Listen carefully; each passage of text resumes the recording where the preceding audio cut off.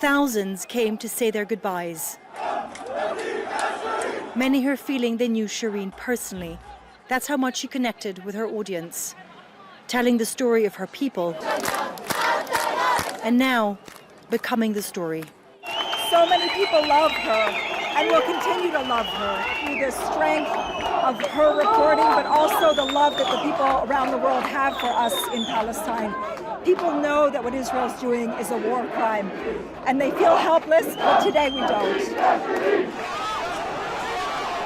The occupation she long reported on. Just as the coffin started its final journey to the church.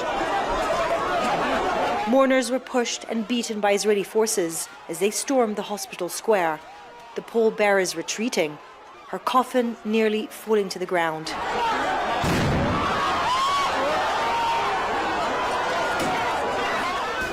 Border police in riot gear, on horseback.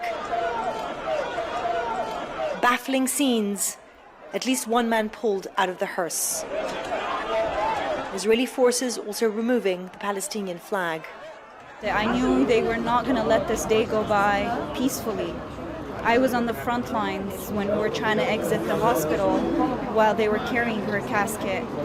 And the troop, they just stormed in and they were beating up everyone.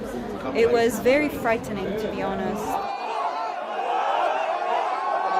There was also tension when Shireen's body arrived outside the church in the Christian quarter of the old city.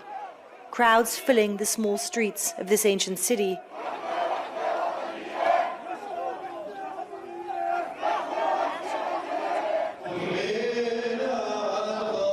But once the coffin made it inside, granted more peace. Shireen Abu Akleh brought the message of every Palestinian suffering. God created life not to be assassinated, but to be nurtured. Abu Akleh was shot dead in the occupied West Bank while on an assignment in the Jenin refugee camp. Her funeral procession was joined by thousands of Palestinians, a show of the widespread affection and admiration she had earned through her years of reporting on their lives. Shireen Abu Akleh was buried next to her parents at the Mount Zion Cemetery. Both her parents died in the early stages.